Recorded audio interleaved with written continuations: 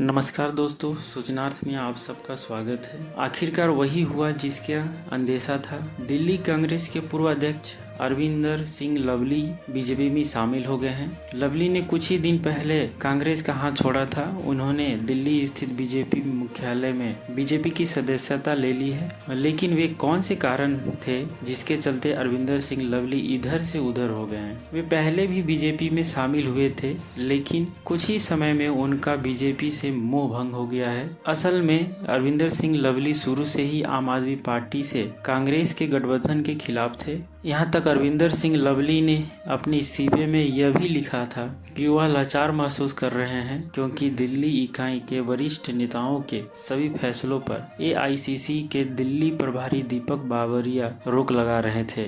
Media से बातचीत में लवली ने यह भी कहा कि मैं दिल्ली में कांग्रेस का अध्यक्ष हूँ, इससे ऊपर तो पद मिल ही नहीं सकता मुझे पार्टी में। मैंने अपने लिए नहीं बल्कि पार्टी कार्यकर्ताओं के लिए इस्तीफा दिया है। जो खत मैंने भेजा था उसमें मैंने कारण गिनाए भी थे।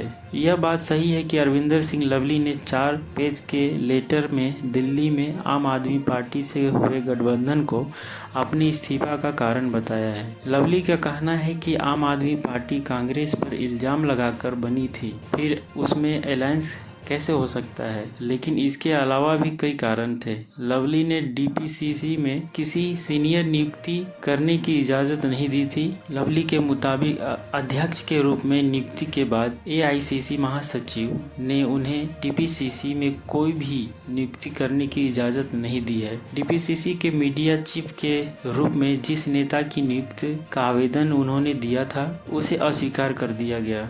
एआईसीसी सेक्रेटरी ने डीपीसीसी को सभी ब्लॉक प्रमुखों की नियुक्ति करने की इजाज़त नहीं दी। इस्तीफे के बाद लवली से पूछा गया कि दिल्ली कांग्रेस प्रभारी महासचिव दीपक बावरिया ने यह कहा है कि आप पर दबाव है। लवली ने इस पर कहा था कि वो उनकी राजनीतिक समझ है, उनको मालूम होना चाहिए कि मैं 2017 में बीजेपी में गया था। अगर कोई दबाव होता तो वापस ही क्यों आता।